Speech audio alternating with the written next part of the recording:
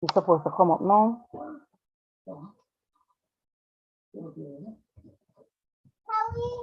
Okay, Pandora, can we click on the begin that Miss G sent us before?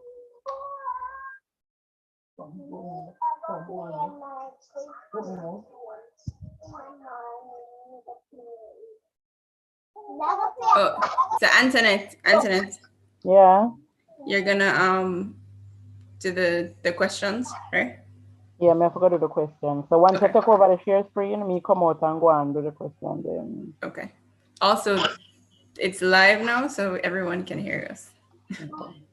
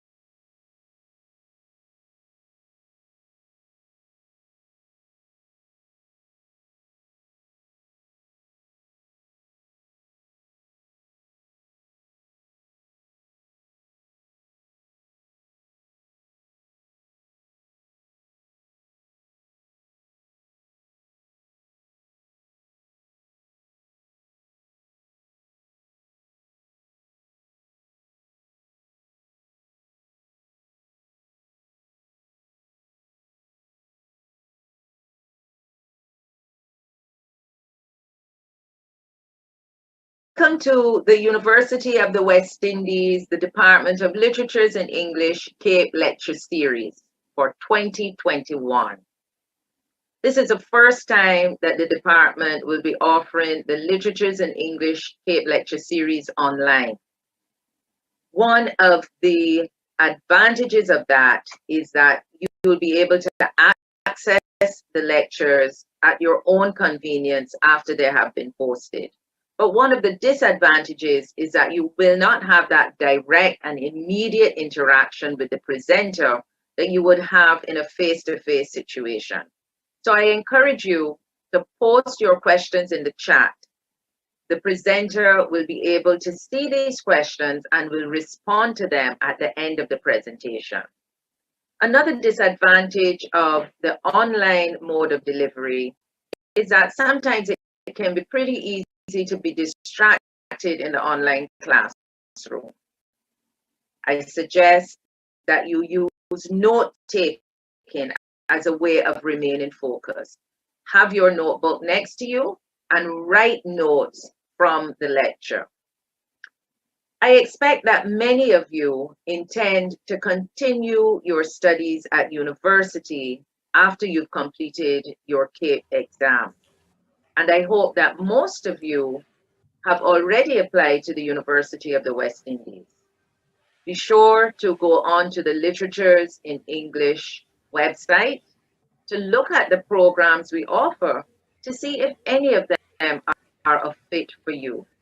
In addition to our long-standing BA Literatures in English, we also offer a BA in Liberal Studies, a BA in Film Studies, and most recently, a BA in Writing, Literature, and Publishing. If you have any questions or queries, you can contact us using the contact information given on the website. You can easily access the website through the UWI Mona homepage. Click on faculties and then click on the name of the department. We'd be happy to hear from you. I hope you enjoy our CAPE lecture series, and I hope that you find it instructive and useful as you prepare for your CAPE Literatures in English exams. Good luck in your exams, and I hope to see you at UWI Mona, and especially in the Department of Literatures in English. Thank you.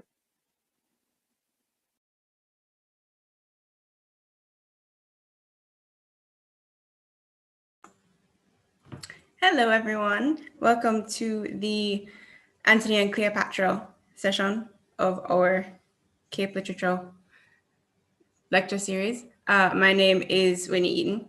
I am a grad student at UWI in the Department of Literature in English, and I'm also a teacher, and my thesis focus is, of course, Shakespeare. So welcome.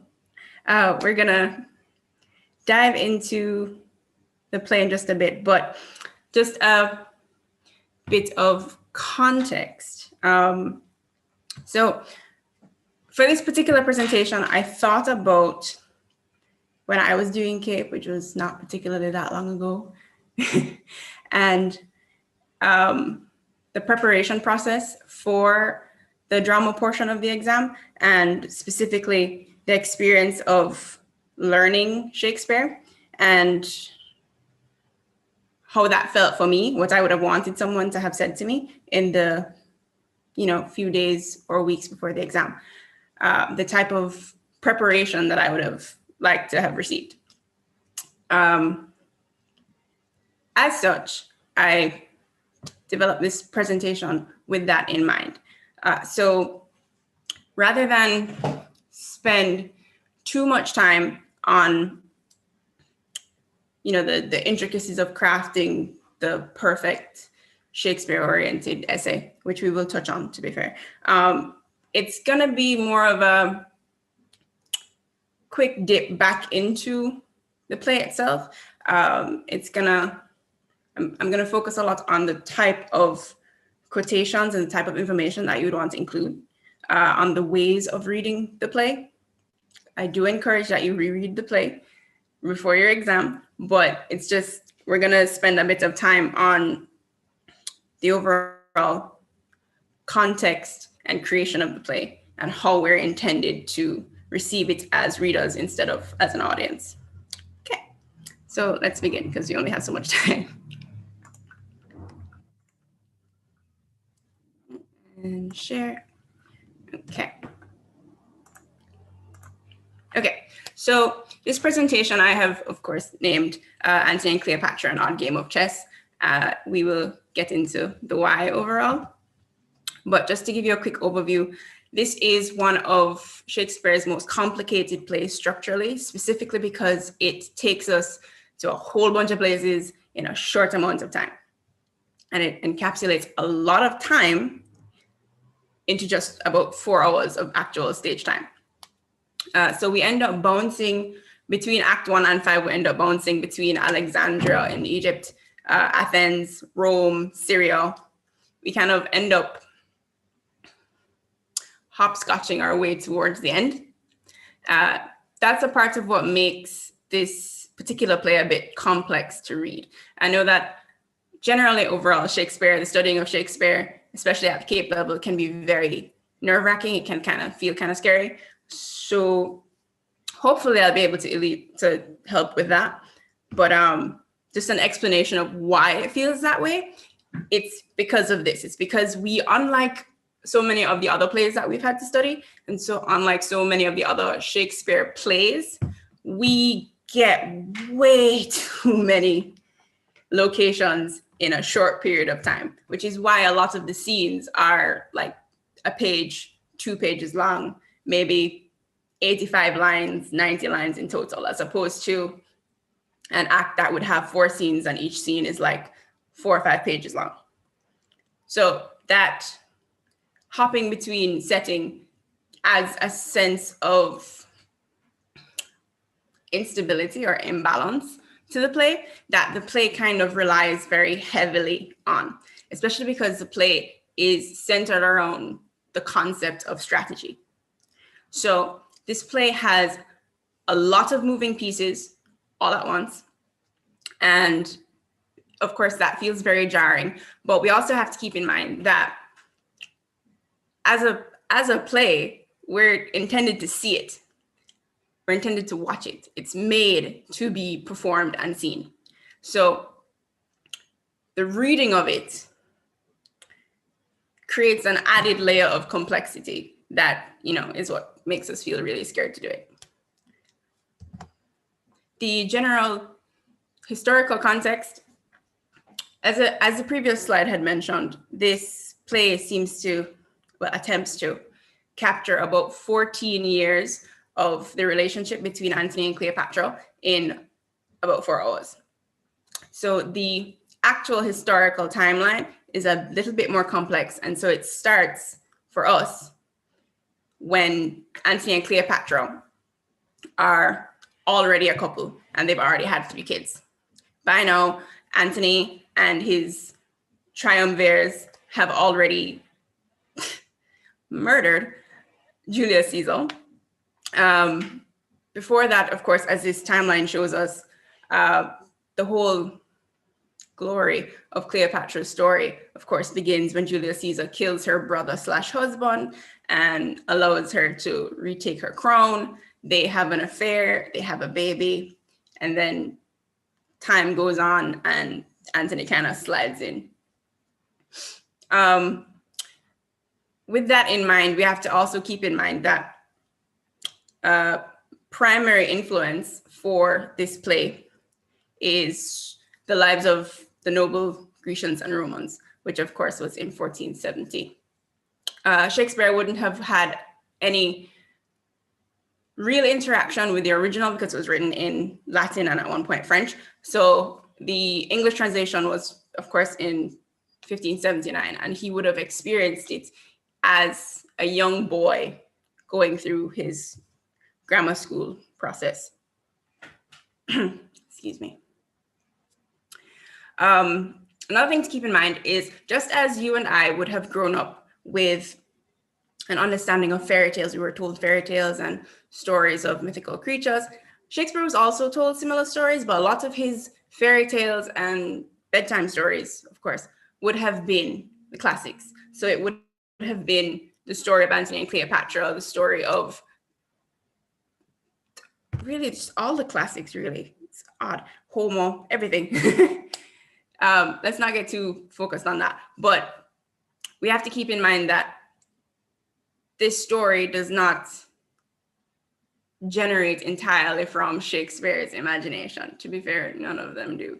But we have to keep that in mind because that type of historical context helps us shape our own reading of the play. We get to see the play as a slice of history, but like a spicy slice of history with a little bit of imagination sprinkled in. Yeah. So there are lots of characters in this play, of course, but the primary characters that we need to keep in mind are what you're seeing in this little web here. So we place Antony at the center of this web because he is technically categorized as the tragic hero.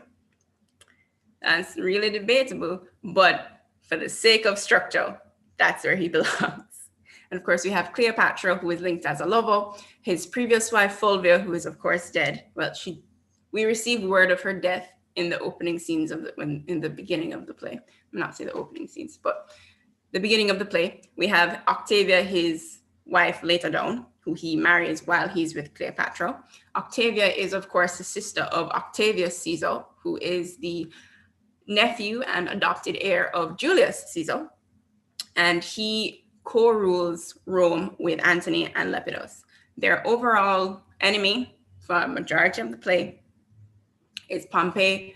But of course, as things change and Antony loses a sense of what it is to be his best Roman self, that of course, that relationship sours. The relationship between Octavius Caesar and Lepidus also sours, but very, very differently, which we of course will get into. So the general characterization of Antony is that he's of course the protagonist of this story and is supposed to be our tragic hero. We have to keep in mind the fact that he literally just assisted in the overthrowing of Julius Caesar and has now taken Rome for himself to share with his two besties. He is described as very generous. He's very good at his whole political game. He's very good with people. He is the nice guy. He gets things done. And when we first truly encounter him, he's none of the things that we assume he's going to be.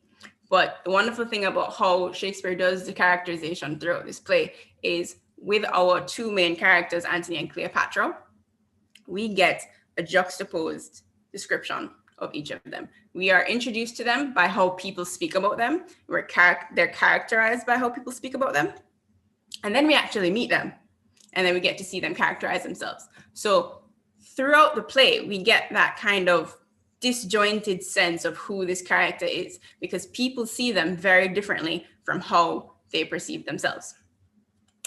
An important point of characterization for Antony is his supposed commitment to Rome.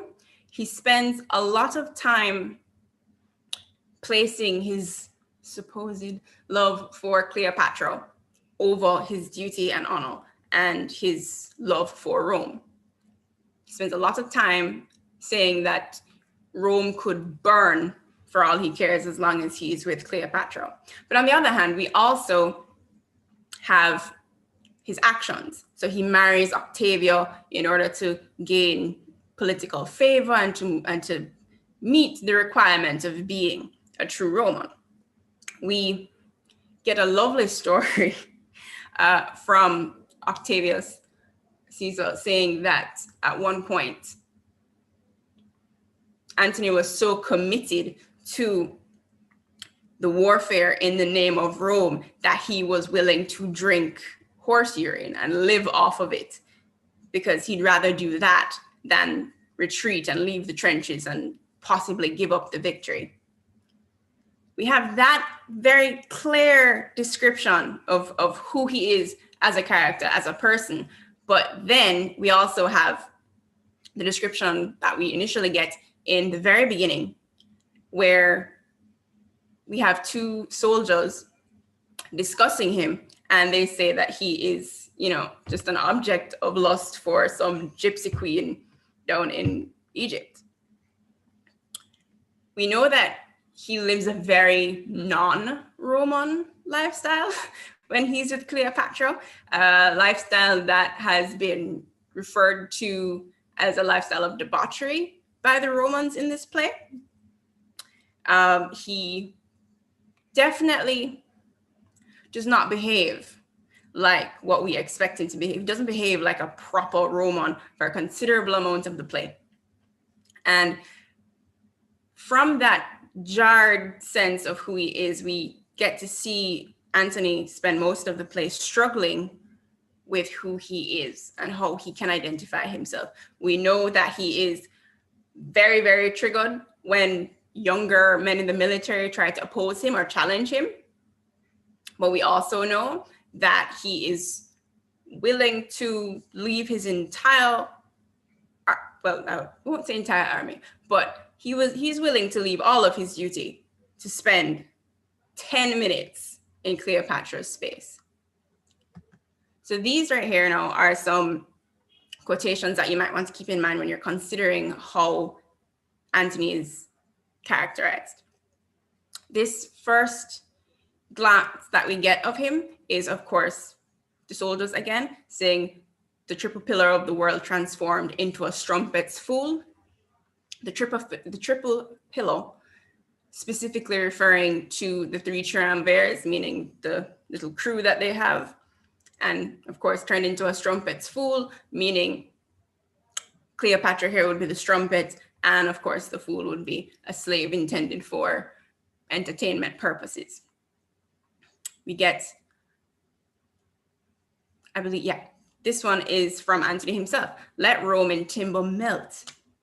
He is willing to burn all of Rome just to be here with her. Let's see. When he receives word of his wife dying, he suddenly has like a little bit of his brain kick back in. He says, I must from this enchanting queen break off. Please note though that in this particular set of lines here, we get two things. We get a view of how he sees Cleopatra as an enchanting queen. That word there, the key word there is enchanting, meaning quite literally that she has enchanted him out of his reason. Because Shakespeare spends a lot of time in almost all of his plays dealing with issues of magic and how magic and love are intertwined in such a way that they rob you of your senses and they can essentially just make you mad. He goes on to say, 10,000 harms, etc. My endless doth hatch, meaning, of course, that if he doesn't get out of here, he's going to have a much bigger issue. And please note, of course, that he refers to his time with Cleopatra as idleness. The time that it takes him to pull himself away from Cleopatra and get back to his duty is characterized here as idleness. We can, of course, read that in a multitude of ways. However you want to read it, I'd actually be really interested to know. But we can read that line in a multitude of ways. And it depends on the type of reading that we would want to have of this character and his function in the play. Much later on, when he marries Octavia, he says, if I lose my honor, I lose myself.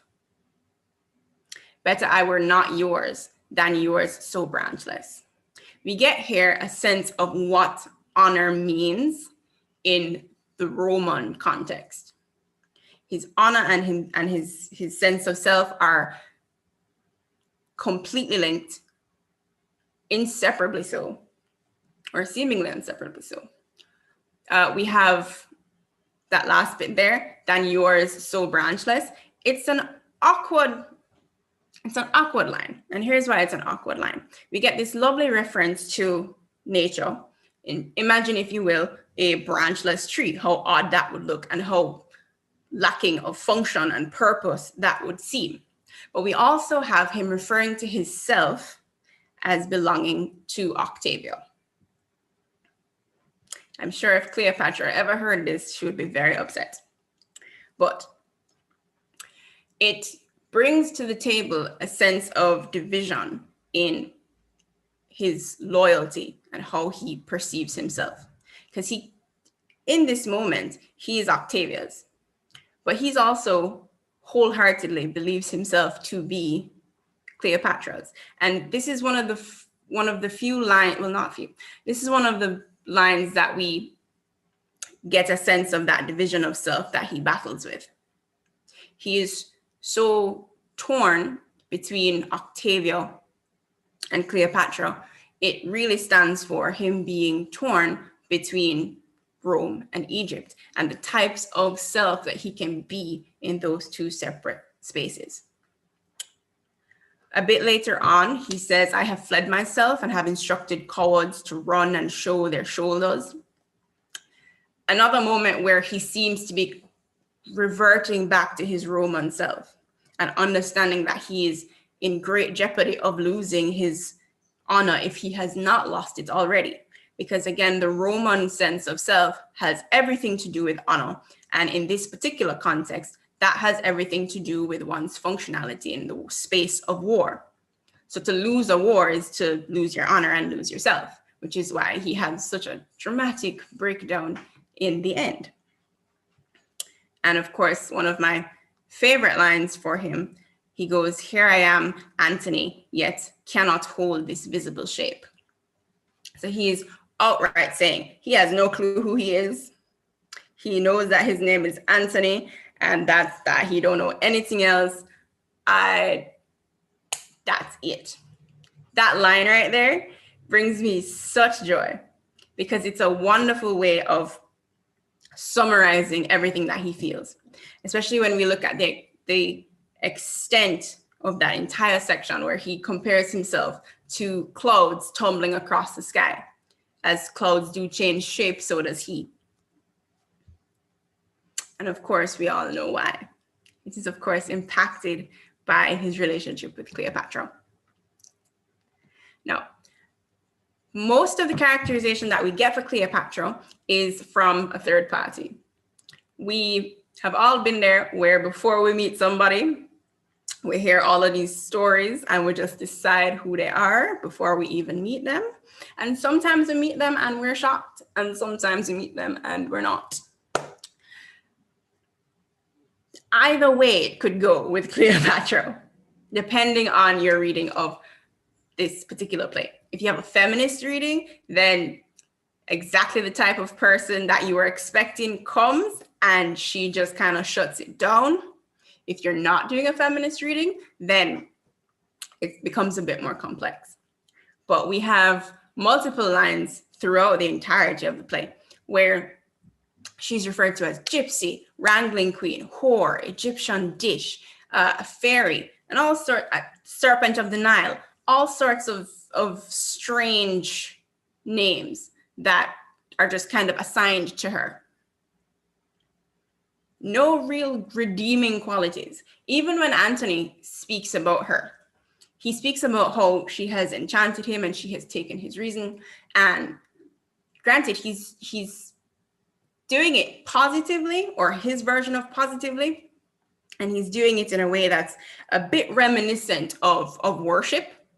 But I think, well, in my reading of it, she presents herself in such a way that Antony knows that he worships a false god, but he's completely fine with it.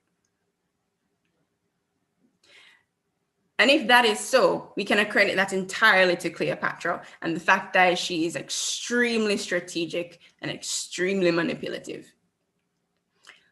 A lot of her time on stage is spent discussing plans and plots that she has executed or intends to execute. We get this story about how she managed to bed the Antony, about how she spent all of this time, working his intellect, working his sense of humor, and she got him drunk, and before he knew it, that was it. She compares him to a fish, saying that she hooked him, and that was that. You're caught. End of story. Funnily enough, Antony refers to her quite frequently as Egypt.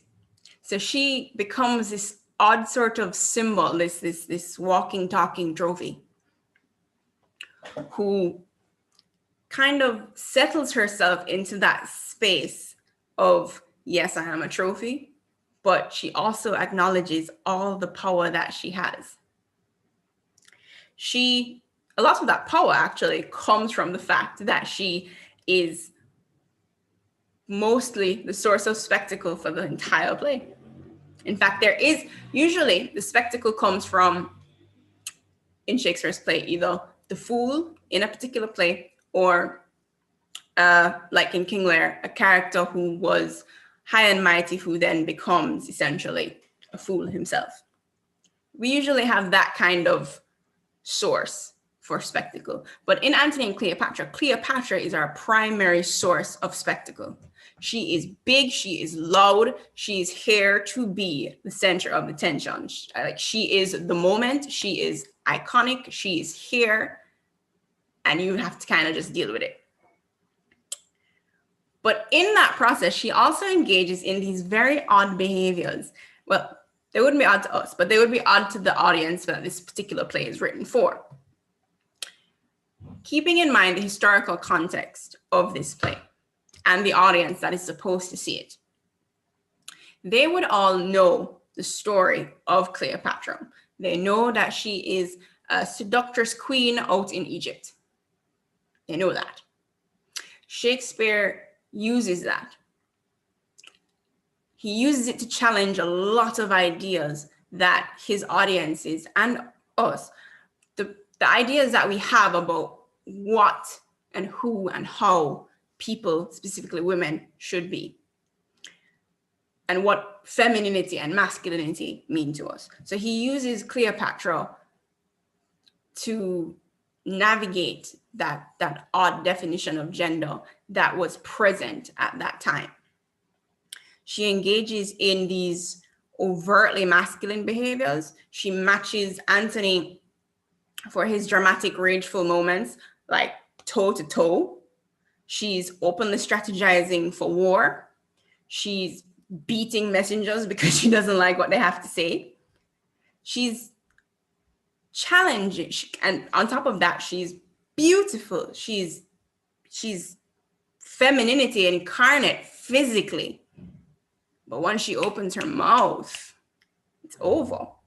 So she's a very complex character, and your reading of her as a character is what shapes your reading of the entirety of the play.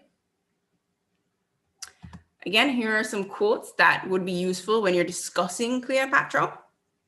The overall description that Annabus provides of just the force that is Cleopatra is exceptional in its language, but it's also exceptional in its functionality.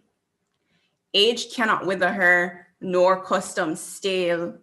She's an infinite variety, like the where most she satisfies, or vilest things become themselves.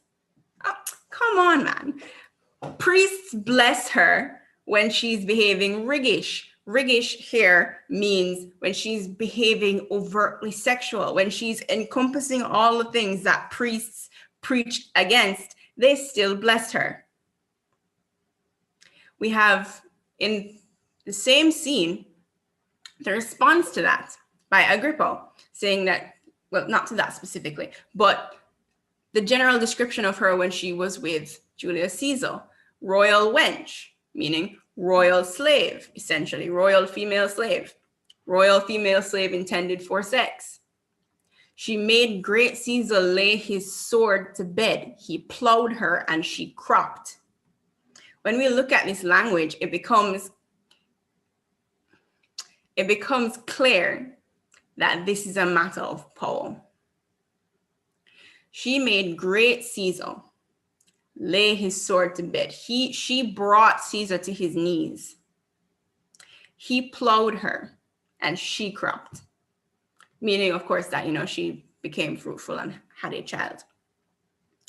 It's this odd dynamic of power between Cleopatra and every man that she encounters that kind of sets the tone for us to truly experience her when she is at her best or at her worst.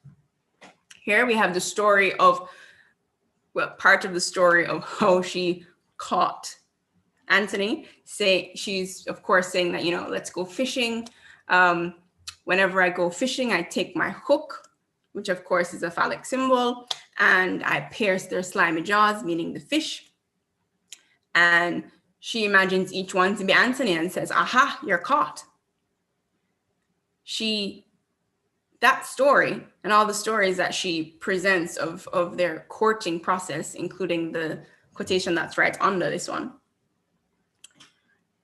they set up for us the actual dynamic between the two of them. What we expect is, of course, because Rome conquers Egypt, we expect that Antony has conquered her. But the story that she presents us with is that she conquered Antony. and that Anthony was entirely okay with it. A bit later on, of course, when things are taking a turn for the worst, she, of course, has one of her most interesting and most dramatic moments where she realizes that if Octavius Caesar gets her, it's over. This plan that she has had going for all these years, where she just becomes the mistress of whoever is in charge at the time, is no longer going to work. And she has a strong feeling, especially because she knows that Octavius Caesar hates her and everything she stands for. She would rather die in a ditch in Egypt. She would rather be laying naked in the Nile of the mud and let the water flies blow me into a boring.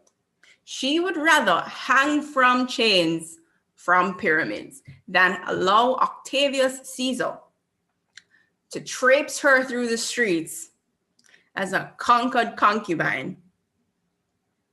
So this particular line solidifies Cleopatra's sense of autonomy that we get clues of and hints of throughout the play.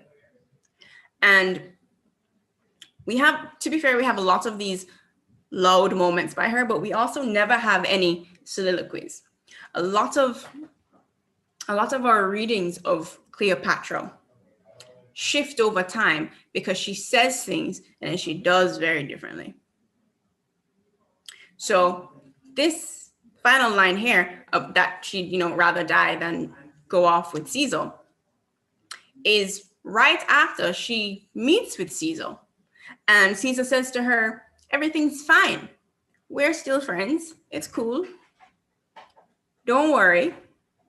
And she celebrates him, essentially. She glorifies him. She says that he is so kind. She calls him my lord, and he says, I am not your lord.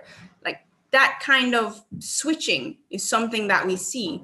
That switch from, oh my gracious lord, to I would rather die than spend 10 minutes with this man is a kind of switch that we see throughout the play. And it helps us characterize Cleopatra as this unstable force.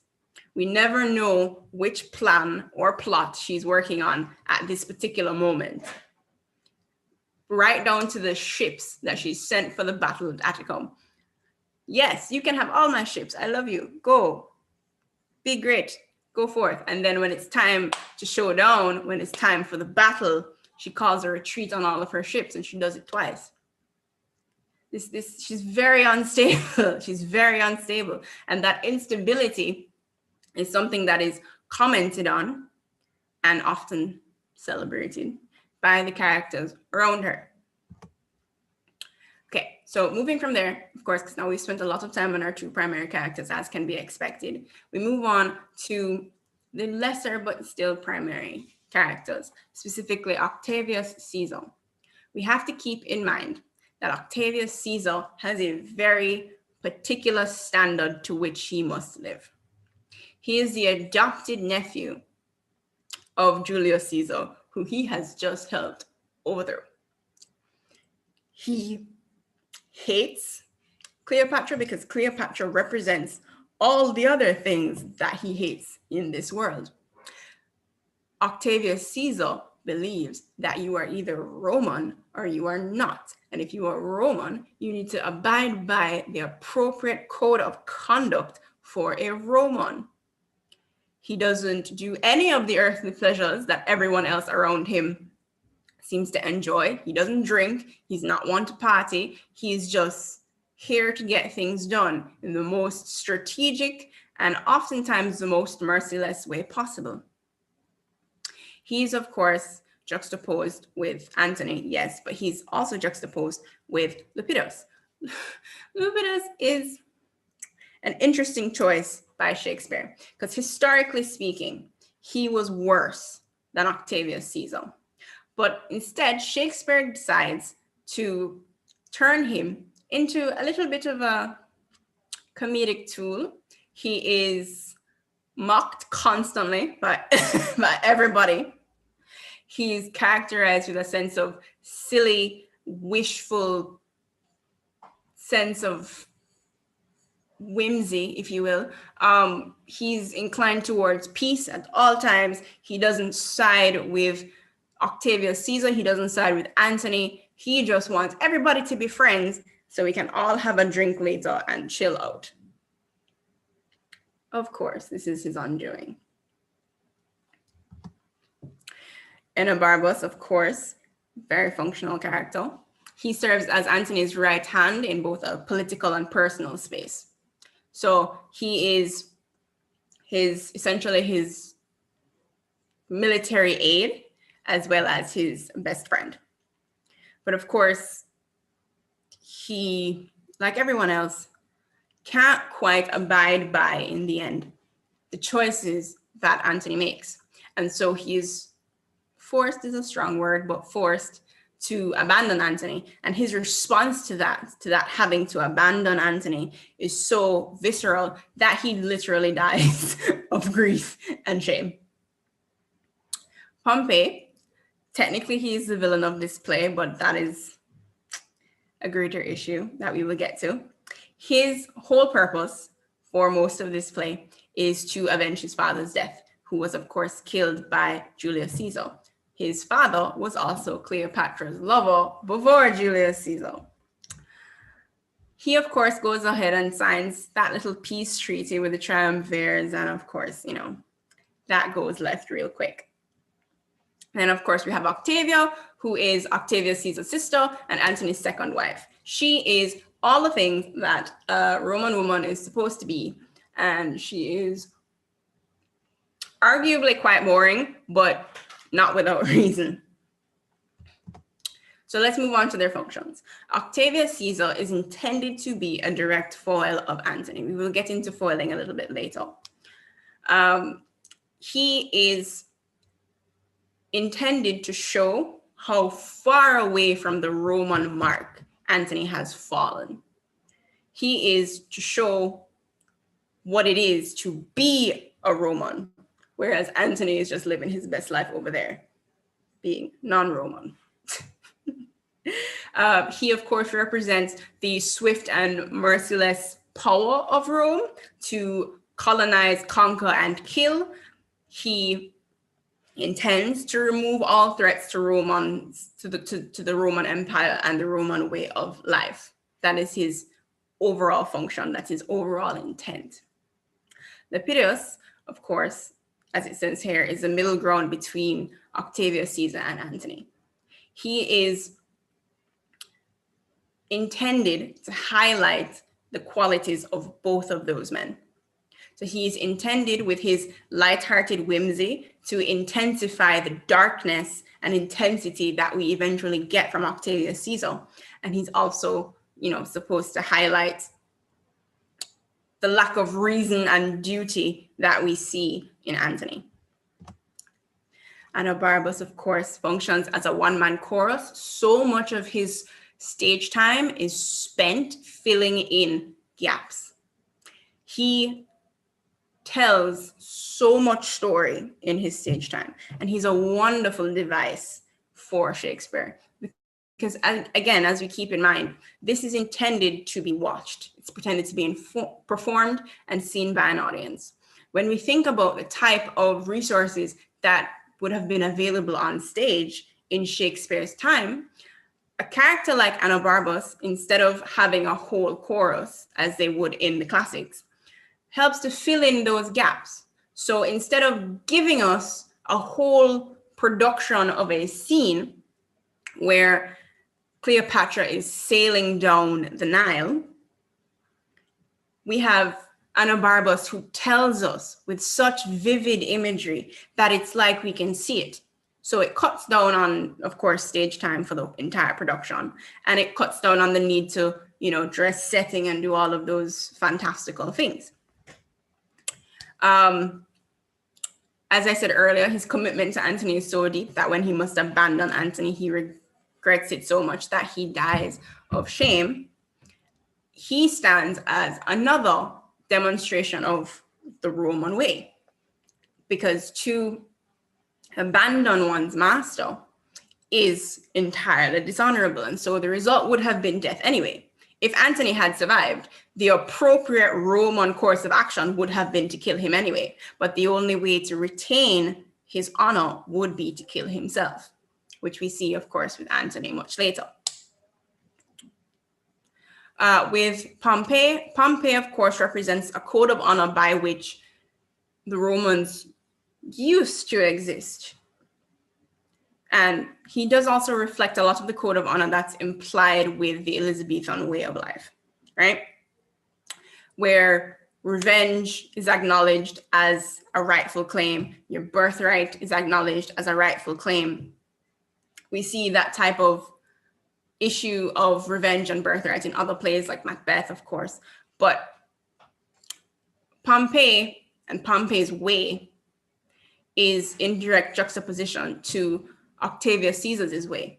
Octavius Caesar is here to cut down anything in his path, whereas Pompey is so inclined towards an appropriate sense of justice that he is willing to sign a peace treaty with the triumvirs.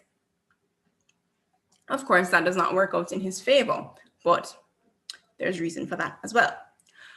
Octavia, of course, in all of her boringness, is intended to foil Cleopatra. She represents all the things that Romans should seek and celebrate in wives. Okay, so we'll move on to the devices really quickly. A number of devices, of course, are in use at any given time. But of course, the trick with Shakespeare, and this is both why Shakespeare becomes a bit complex to study without having seen the play, and also why it's so interesting to study. Because so much of what takes place and what is intended in these plays is all found in the language. So when you're looking for devices, especially when you're looking for general like directions, because outside of actual stage direction, Shakespeare uses language to connote direction very frequently, especially in this play. But he also uses language to connote meaning. The meaning is what is the value behind the devices. So for example, this line here says, had gone to gaze on Cleopatra too and made a gap in nature. That's Annabus talking about the meeting of Antony and Cleopatra. Those three words, made, gap, and nature, they all come together to create very specific meaning. Made intends a sense of forcefulness. Gap intends a certain degree of oddity, space, a space that did not exist before. It kind of goes really well with the idea of the forcefulness of the word made. And then, of course, we have the word nature, which throws the sentence a bit off kilt. It's the idea that these humans, Antony and Cleopatra, in their meeting are so forceful and filled with chemistry that it disrupts nature. Of course, this sentence has a lot to do with the idea of hierarchy because of what these people would consider to be natural, which would be a man dominating a woman, is completely opposite of what actually happens. In addition to that, the idea of a Roman being openly and fully in love with an Egyptian, well, to be fair, she's Greek, but an Egyptian is also outside of the realm of nature. This sentence tells us that this entire play has a lot to do with going against what is natural. Yeah. The same for a few lines later when he is describing the eunuchs who fan Cleopatra on her golden barge on the Nile, where he says, what they undid did. That's an odd sentence. It's paradoxical. It makes no sense. But what is happening makes no sense. What is happening here is going against what they believe to be the course of nature. Of course, we have Antony referring to Cleopatra's Egypt. That very specific choice to call her Egypt and not her name. Incredibly intentional on Shakespeare's part because it sums up for us how he sees her. He does see her as a conquest. He loves her, sure, whatever. But he does see her as a conquest. She is representative of all of Egypt. She represents all that his career has amassed to, which is the conquering of Egypt. And of course, she responds later on to say that she dare not open the door lest I be taken. It implies a sense of self-preservation, and it makes you wonder, what is she afraid to be taken by? Is she afraid to be taken by death, or is she afraid to be taken by the Romans? Because she's already taken by the Romans by anybody's standard, really. So we have to look at the intention that's placed with these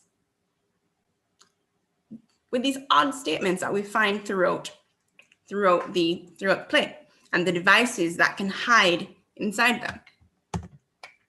So this play relies extremely heavily on irony, right? Extremely heavily. So we have, of course, both Antony and Cleopatra being incredibly jealous over the romantic histories of their partners. We do have Antony making various enraged statements about her past with Julius Caesar and Pompey. But we also have many moments of Cleopatra basically just being incredibly shady about the fact that Antony has married Octavia, and also super duper shady over his treatment of Fulvia, as if he has not left Fulvia for her. It's incredibly ironic. She berates him on his response to Fulvia's death, saying that, yes, now I see in Fulvia's death how mine shall be received, which of course ironically foreshadows this bizarre death that the two of them have, and how Antony's not even there to receive her death. Well, he is, ironically. So he's there to receive her false death, but he's not there to receive her real death. We, of course, have Pompey's desire to avenge his father. That is kind of his defining trait for the first half of his time on stage. And then suddenly, boops, peace treaty. And then, of course, that ironically leads to his death, of all things. We also have that strange moment where Cleopatra is incredibly jealous of Eros for dying first, as if she didn't kill her. Because she feels like Antony will meet her before in the afterlife and then pick up with her instead of waiting for Cleopatra. We also, of course, have Cleopatra's comparison between the snake's bite and life, the touch of nature and life, and the idea of birth giving. She uses those images quite a bit in her death sequence, creating this overall sense of jarring irony of dying, but speaking about the giving of life and speaking about the process of life. We also have, of course, in the very end, Octavius Caesar's hatred of Cleopatra kind of vanishes when they meet after Antony dies, claiming that they will still be friends, meaning Rome and Egypt will still be friends. And then, of course, he noticeably softens when she dies, and he, commends her for her honor and then tells them to be buried next to each other.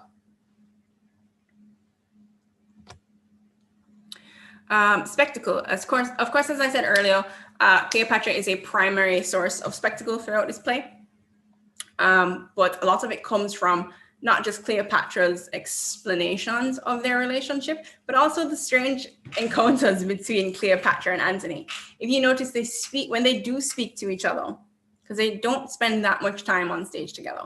But when they do speak to each other, they tend to speak of their love in these really grandiose ways, but they also really speak about it in past tense. There are a lot of accusations of no longer loving one another. And once the play starts, we're about 4 or so, maybe a good amount of years into their relationship already. We, of course, have the spectacle of Cleopatra attacking the messenger and Cleopatra faking her own death. very dramatically as only she can. But then, of course, the response to the faking of Cleopatra's death, where Antony falls onto his own sword, of course, and following the sequences of failures that have now amounted in his life, he fails at that too. Later on, we have Cleopatra and her women hoisting Antony's body on his shield by a rope into her room, and then, of course, throwing the body on top of her for them to have like some last kiss. It's kind of awkward, but just the idea of Cleopatra and her band of women hoisting him up and elevating him. Basically, like well, the scene itself is referred to as the monument scene. So basically, it's putting him above them and then kind of lowering him back down. It kind of summarizes his overall arc. Then, of course, we have Cleopatra's real death, which is super dramatic, and she really milks that scene for all it's worth. She puts on her best clothes, like she's killing people out of that. Like she died as only she can. She's easily one of the most dramatic deaths in all of Shakespeare's work. And of course, a more intricate note is that Octavius Caesar directly links spectacle with power. He makes a big stink over how Octavia, as the wife of Antony, should come with a particular degree of spectacle to announce her arrival. And yet, ironically, one of the things that he hates most about Cleopatra is the spectacle of her. We, of course, imagery plays a massive, massive, massive role in the devices of this play, as I had mentioned earlier, especially through the descriptions that we get through Annabus. We have very clear images, and of course, you know, as Shakespeare does, he tries to appeal to as many senses as he can, given that he can only say so much. So we have phrases like a burnished throne, and then we have burned on the water. That juxtaposition of fire and burning and the traveling by water it's intended to give this odd, disjointed, but somehow very mystical image. Right, so we have here that he says that the oars were silver and they moved to the tune of flutes to keep time of the strokes. That one requires context. The context for that one is that in Rome, when you are rowing, time is kept for each stroke with the use of a drum, which is of course very forceful, very manly, and very impactful. And yet here we have the time of the strokes being kept by a flute, something very light, very airy, very non-Roman is the best way to describe it, because everything about Cleopatra and Cleopatra's way of life is very anti-Rome. We of course have the image of her being compared to Venus. That one does require some additional knowledge as well that the audiences would have already had, specifically to the various paintings of Venus coming out of her clam, out of the water, surrounded by her various water nymphs. We have the eunuchs being described as pretty dimpled boys, like smiling cupids. And of course, we have the reference to the diverse colored fans that they fan her with. That image of diverse colored fans implies that sense of lack of uniformity, the colorfulness, the liveliness that is synonymous with Cleopatra and the Egyptian way of life. We also have one of my favorite images, the ships, specifically Cleopatra's ships, and the image of Cleopatra's retreating ships. It happens twice. Twice she just kind of abandons Antony and his plans. Both times she leaves his army, his navy, to be slaughtered in the sea. And we are left specifically with the image of Cleopatra's ships sailing away. It provides for us this sense of inconsistency that is so characteristic and like on brand for Cleopatra. It tells us that she always has this bigger plot working on, and we will never know where her real intentions are. We of course have the symbol of the swords. Swords here play a very funny role in that they not only symbolize manliness and male pride and all that jazz, but also marital power and political power. And the swords become a very interesting symbol when we acknowledge that this play has a lot to do with how the personal self and the political self meet. This play has a lot to do with who we are inside and who we are publicly, the political and the personal. We see through the discussion and the use of Antony's sword that his sword is so much of an extension of himself that it has a name. That's how important it is to him. That is how important it is to him. Even when he's fighting with Octavius Caesar, he is calling his sword by its nickname. It's a full-on extension of him. And so that moment when he is begging to die, when he's begging to die and we see one of his men grab his sword and just leave, it becomes a very important tool, especially in terms of the use of props for this play, that tells us that the very last of his honor and the very last of his masculinity is gone. It left with the sword, it's over. So his death cannot be far behind. We of course have the snakes, the infamous scene with the snakes where Cleopatra places the snakes on her, well, technically on her breasts, and calls them her babies. The snakes throughout the play are used primarily as symbols of Egypt. Of course, they become symbolic of Cleopatra as well, because Cleopatra she is Egypt as far as this play and as far as Antony is concerned. She's even referred to it as such. Antony calls her the snake of the Nile. But the use of the snakes is very precarious. It's specifically her death with the snakes implies a sense of dying on her own terms, dying as Egyptian as she possibly can. And moving on, of course, we discussed clouds earlier. Clouds are a wonderful symbol throughout this play because Antony identifies himself in terms of a cloud. He says quite clearly that, just as a cloud can go across the sky and start as a lion or a bear and turn into something else entirely, he feels that sense of shifting. And of course, if we look at the language that he actually used, bear and lion being, of course, very common imagery in terms of Roman power and manly power, turning, of course, into a towered citadel, meaning a fortress, implying, of course, a sense of movement from freedom to being captured. So he has moved from conqueror to conquered. Of course, illusions. And I'm sure your teachers went into greater detail with the illusions.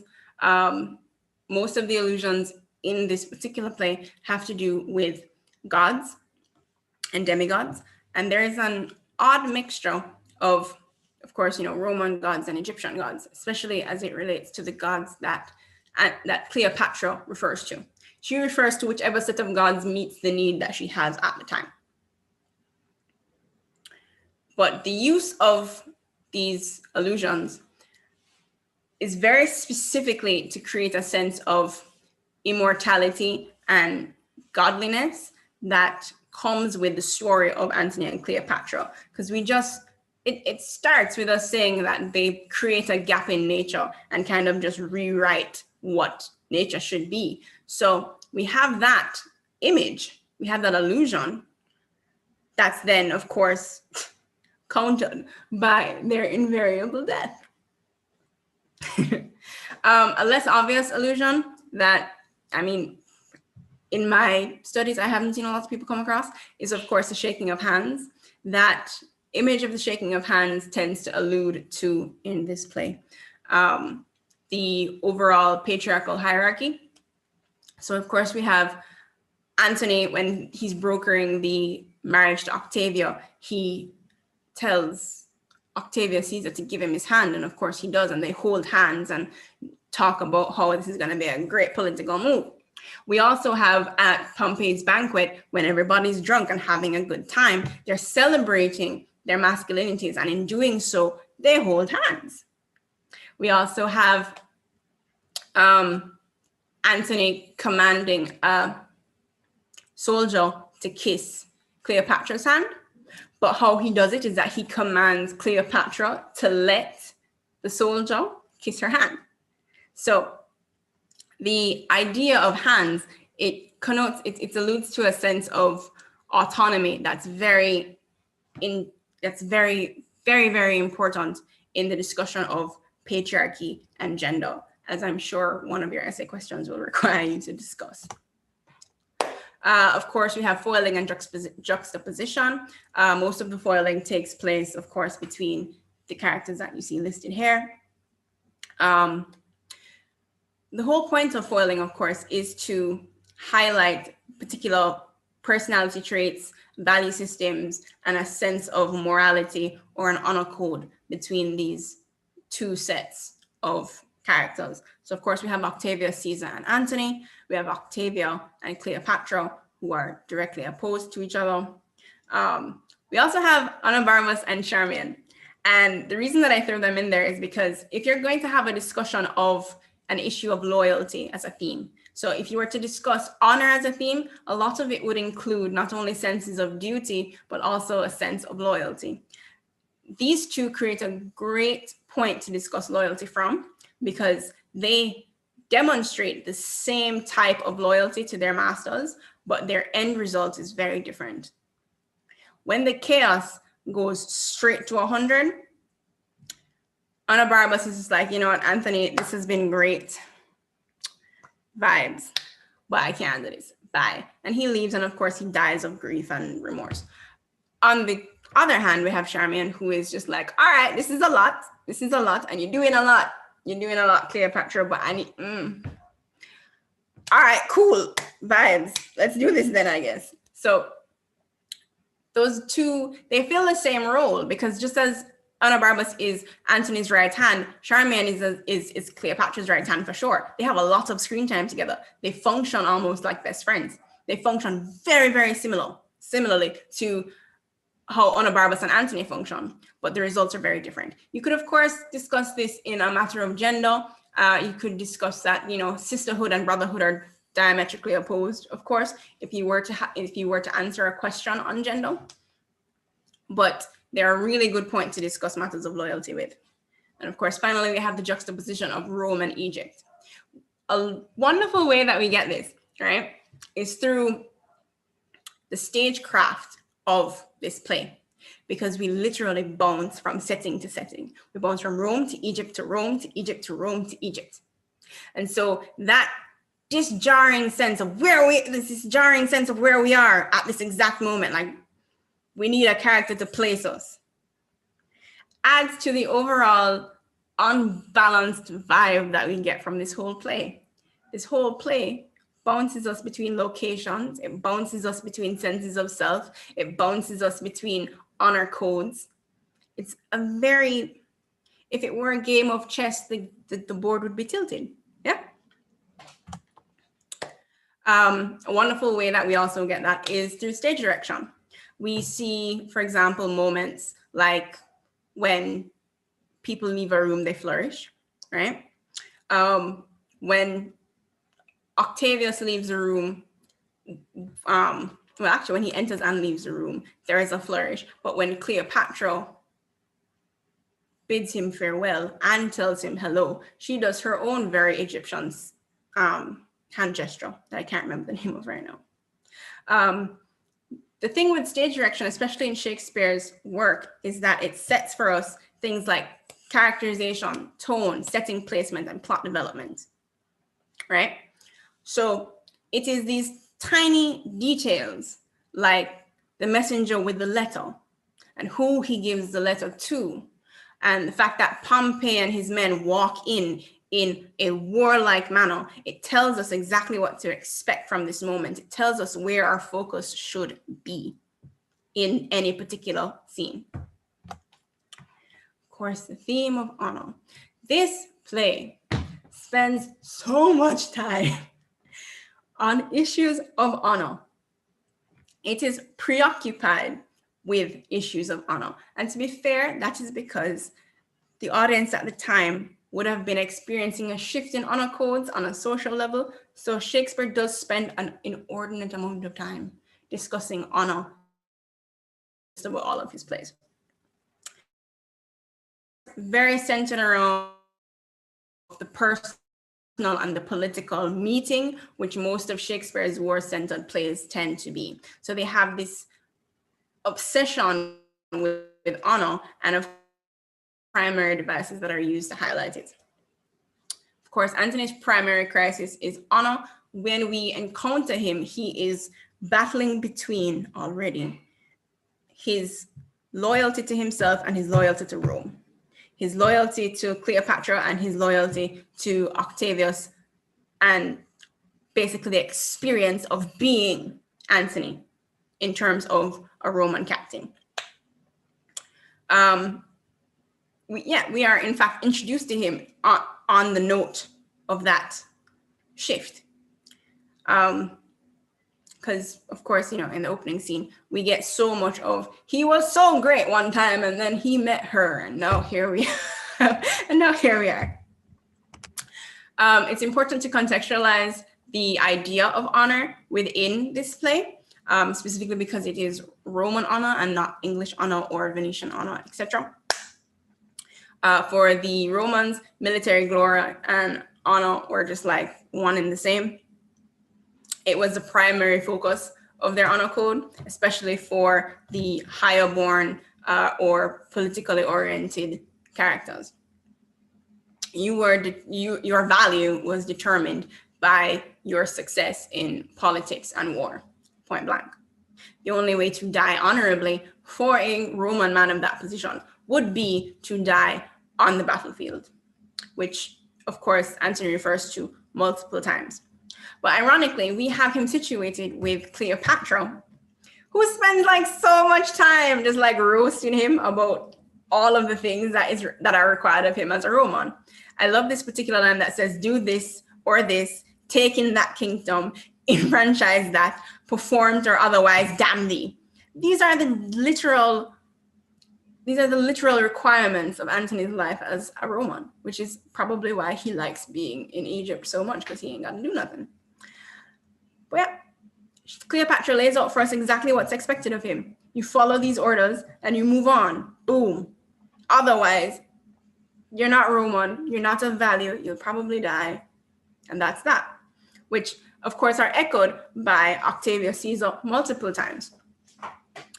Be a Roman or don't be a Roman. End of discussion. As I said before, honor is linked directly to war and death throughout the play. In the end, Antony, of course, reverts to his Roman code. And granted, by then, he's pretty much lost all the honor that he could possibly have by then, right? It's kind of over for him. And ironically, it is Cleopatra who attempts to restore what little honor could slightly exist after this. She says to bury him in the Roman fashion. But before we even get to that part, just the experience of Antony trying to kill himself in order to restore his honor on some level is just, it's not only a form of spectacle, but it creates for us a very clear understanding of where Antony is. Antony begs Eros to kill him.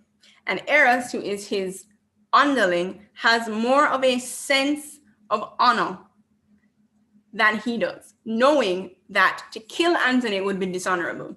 So he just has to kill himself. That's the only way for him to walk out of the situation with any sort of honor. So then Antony, in true Antony fashion, tries to kill himself and misses. He misses. He misses. He spends this entire play missing.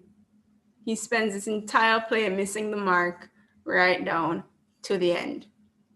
So at this moment, just the trail of failures that follow him throughout the play kind of culminate here, and whatever honor and masculinity he has left are gone. Let's see, right. So on the other hand, we have Cleopatra, who maintains every ounce of her royalty right to the end, as I said before. She's even dressed up in order to die, and somehow she has moved Octavius Caesar to somehow like her in death, saying that she's somewhat honorable. He respects the fact that she chose to go out on her terms. Octavius Caesar, however, is an odd point in the discussion of honor because his honor code is very vague. He's willing to commit all the atrocities and dishonorable acts necessary in order to maintain the honor of Rome. He's a wonderful point of discussion for the dangers of that kind of politics and that inability to separate the personal self from the political self. Right. So we move on to gender, which I know is a favorite among, essay topics, especially for this particular play.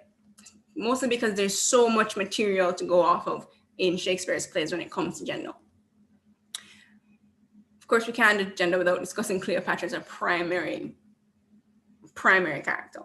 The sheer force of Cleopatra's existence is not only an anomaly in the play, but it would be an anomaly on stage.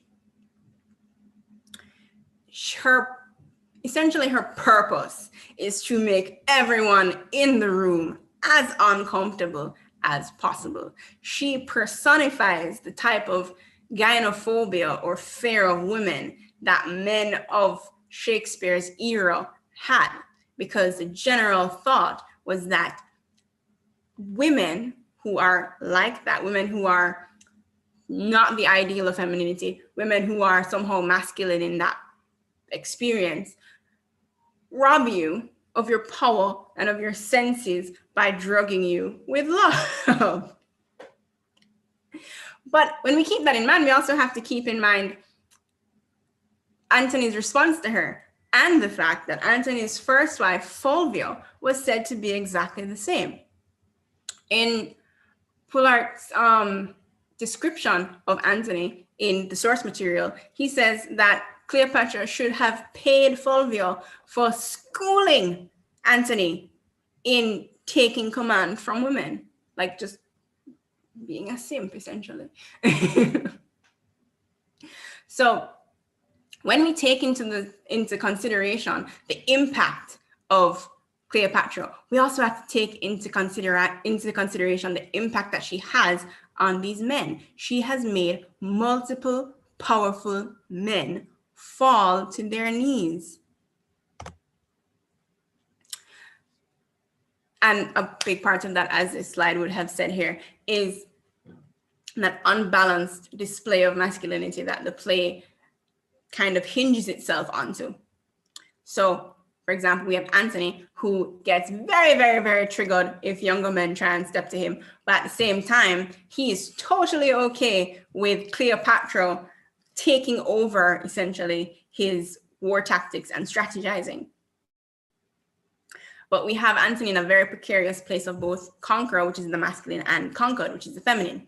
So you have a lot of room to navigate the questions of gender that tend to come up on these papers. Cleopatra, as it says here, displayed what would have been considered to be masculine traits. So when you do further research, you find that there's lots of accounts, historical accounts of how men behaved and how men were supposed to behave, and men had the right to be overtly sexual and fly up into tantrums and have rage-filled outbursts at will, because that was manly and strong.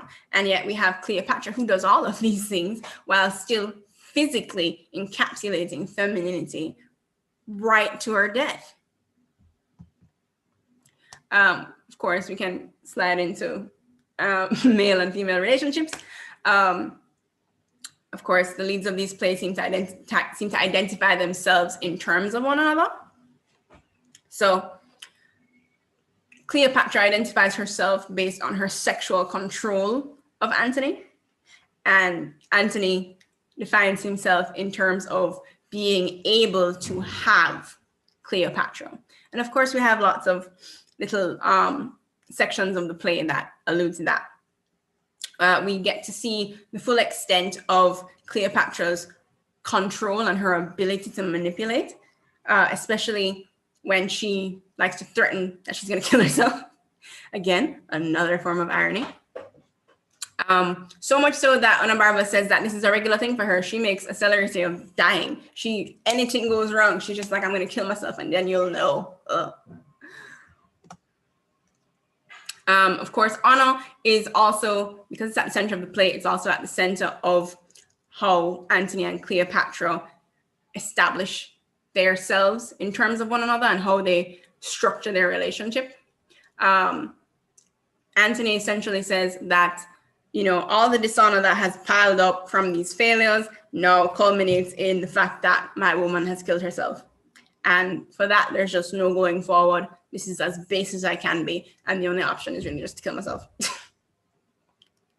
But we also have these other moments where we have this very dramatic, like, I can't live without her vibe that Antony puts out, like, regularly throughout the play. And then we also have him doing things like marrying Octavia for political gain. So it's just like how it's difficult for us to determine where Cleopatra's loyalties really lie. It's difficult for us to establish where Antony's loyalties really lie, because he will talk your ear off about how he does not care about Anna if the option is between Anna and Cleopatra. But at the same time, Rome is his one true love, which is why he has to revert to his previous Roman self when things start going left. And of course, this play has so much to do with power and authority, because issues of gender and issues of male-female relationships, of course, have a lot to do with power and authority. So this play wonderfully requires us to question whether power and authority are the same thing or if they go hand in hand. If not, who has power and who has authority? One would think that the man would have both power and authority. But when we have a couple like Antony and Cleopatra, where Cleopatra can just change Antony's mind for him, it seems as if Antony is more of a tool to express Cleopatra's power. Yeah? So let's see. Can I look at it this way? And to be fair, it's a very feminist reading of this play. Antony has authority. We know that Antony is a man. Antony is one of the commanders of Rome. Like, he has all the authority. But he doesn't make his own decisions. Cleopatra and Octavius Caesar make his decisions for him. He has no power. He just has all of the authority. So he is the commanding voice, and Cleopatra is the one giving the instructions in the back. But when we take that into consideration, right? And then we keep in mind that this play has so much to do with plotting and strategizing. And they pretty much spend most of the play strategizing at different points and discussing plots that went well. What does all of that mean? Why are we spending all this time plotting and planning if at the end of the day you don't make the decision, Antony? Right. So I'm not going to answer the question of who has power and who has authority, because I would really love for you all to consider it. It's one of the things I want you to take away from this, because really and truly, this play centers itself around that. Issues of honor, issues of power and authority. Who has power? Who has authority? How do we define honor in those terms? So, for example, if this play was, let's say, a game of chess, right? I don't know if you have any chess players, but if this play were to be a game of chess, defining who the characters are on the board would be terribly difficult. Because on one hand, we could say, okay, yeah, Antony is king, Cleopatra is queen, and she kind of navigates the board for him because, as some of you may know, the queen is the only piece on the board that can move in any direction it chooses. So we could argue that she's the queen and she's kind of pulling the strings across the board. But at the same time, Cleopatra of the two is the only one left standing. So that would argue that she might even be the king. So I would encourage you all to contemplate how the other themes, like honor and gender, etc., are discussed in terms of power and authority, since that's what's at the center of this play. Now, we had a previous session on essay writing. I don't know if everyone was there, but just as a tip, I always tell my students, especially the ones who have trouble writing essays, because essays are hard to write, especially when you have such daunting material to work with, like Shakespeare. You can get really lost and really jumbled. So I encourage my students, when they're writing each paragraph, to maintain what I refer to as the P structure. So you go from point to evidence to explanation. You make sure that all of those points are hit. So you make a point for a paragraph, you make sure you have the evidence to support that point, and then you explain why all of that is valuable and valid to your overall thesis statement. And of course, your objective should always be to describe, analyze, interpret, and assess. You give the readers a sense of what you're understanding to be the writer's overall purpose or intent. You examine the structure, the language, the devices that are used to convey the meaning, etc.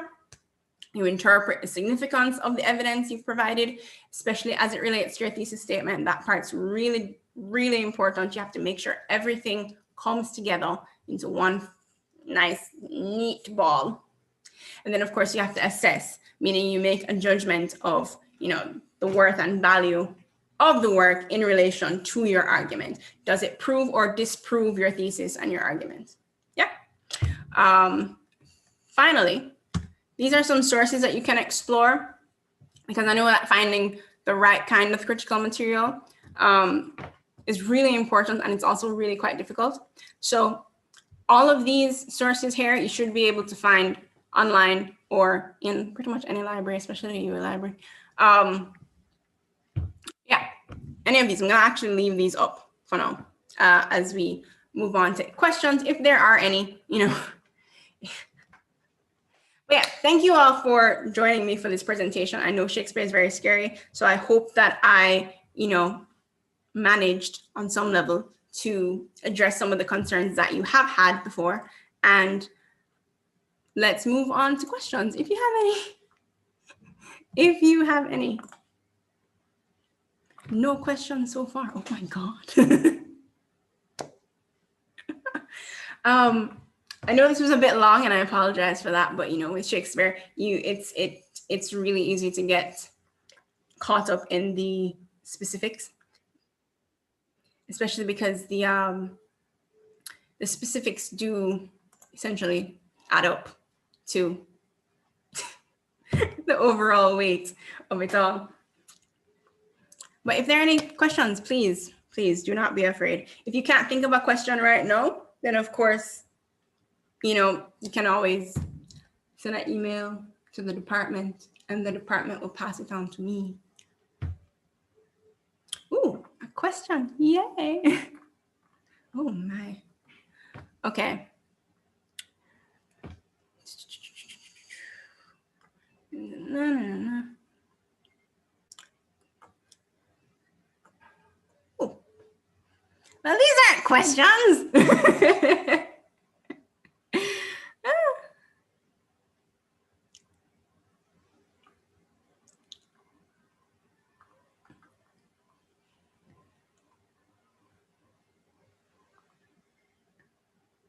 Oh, no questions. Sad face. I love questions, but I really appreciate the comments. Thanks, guys. But yeah, you know, if you can't think of a question right now, then that is perfectly fine. You can email the department, or you know, you can send a message to the department's social media. That works too. Yeah, I'll get the question and I'll answer the question. Like, no big deal. But yeah, if there are no questions, then I think we are good to go. Yeah. But yeah, thank you guys so much for joining me. I really wish you all the best on your exams, and maybe, you know, maybe I'll see you on campus. Maybe I'll see you on campus. Maybe I'll see you in a Shakespeare class. You never know. So yeah, thank you all for joining me and us. Our next session is tomorrow at 10 a.m. There should be a specific link to it, but of course, you can always go to the YouTube page and direct yourself from there. So I believe it should be a Lorna Goodison session, but don't quote me on that. But yeah, thank you all so much for joining us, and you know, good luck. Good luck. Toodaloo.